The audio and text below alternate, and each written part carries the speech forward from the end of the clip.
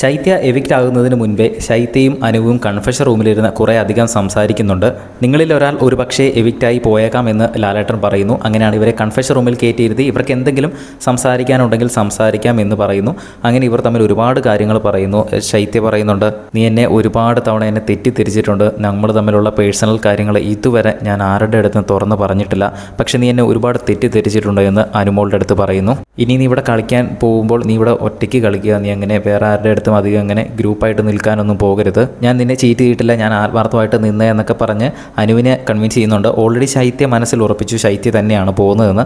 അപ്പോൾ അനുമോൾ പറയുന്നുണ്ട്, അല്ലല്ല അതൊന്നും പറയാറായിട്ടില്ല, നീയാണ് പോകുന്നതെന്ന് അവർ പറഞ്ഞിട്ടില്ലല്ലോ എന്നൊക്കെ അനുമോൾ കുറേ കാര്യങ്ങൾ പറയുന്നുണ്ട്. മാത്രമല്ല ആദില നൂറേനെ പറ്റി അവർ സംസാരിക്കുന്നു. അവർ മൊത്തത്തിൽ അങ്ങ് ഇമോഷണലായി. സത്യം പറഞ്ഞാൽ അനുമോൾക്കും ശൈത്യയ്ക്കും അങ്ങനെ സംസാരിക്കാൻ അവസരം കൊടുത്ത് എന്തുകൊണ്ട് നന്നായി. കാരണം അവർ തമ്മിലുള്ള ആ ഒരു പ്രശ്നം അവർക്ക് പറഞ്ഞ് തീർക്കാൻ പറ്റി. മനസ്സിൽ നിന്ന് പോയാലും അവർക്ക് തമ്മിൽ ഒന്ന് സംസാരിച്ച് ഒരു പ്രശ്നം ഒന്ന് സോൾവ് ചെയ്യാൻ പറ്റി. രണ്ടുപേരുടെ മനസ്സിലുള്ള കാര്യങ്ങൾ അങ്ങോട്ടും ഇങ്ങോട്ടും തുറന്നു പറയാനുള്ള ഒരു അവസരം ബിഗ് ബോസ് ആയിട്ട് തന്നെ ഒരുക്കി കൊടുത്തു. അവിടെ കൺഫെഷൻ റൂമിൽ ഇരുന്ന് സംസാരിച്ച ശേഷം അവർ പുറത്തിറങ്ങിയിട്ട് ഞാൻ നിന്നെ ഒന്ന് ഹഗ് ചെയ്തോട്ടെ എന്ന് അനുമോൾ ശൈത്യയുടെ അടുത്ത് ചോദിക്കുന്നു. അങ്ങനെ പുറത്ത് ഇരുന്ന് കൺഫെഷൻ റൂമിൻ്റെയും ഡോറിൻ്റെ പുറത്ത് നിന്ന് അവർ കെട്ടിപ്പിടിച്ച് കുറേ നേരം കരഞ്ഞു. അതിനുശേഷമാണ് വീട്ടിലേക്ക് വന്നു കഴിഞ്ഞപ്പോൾ ശൈത്യ എവിക്റ്റഡ് ആയി എന്ന് ലാലേട്ടൻ പറയുന്നതും പിന്നീട് വീട്ടുകാരുടെ അടുത്ത് യാത്ര പറഞ്ഞ ശേഷം ലാലേട്ടൻ്റെ അടുത്തേക്ക് ശൈത്യ പോകുന്നതും.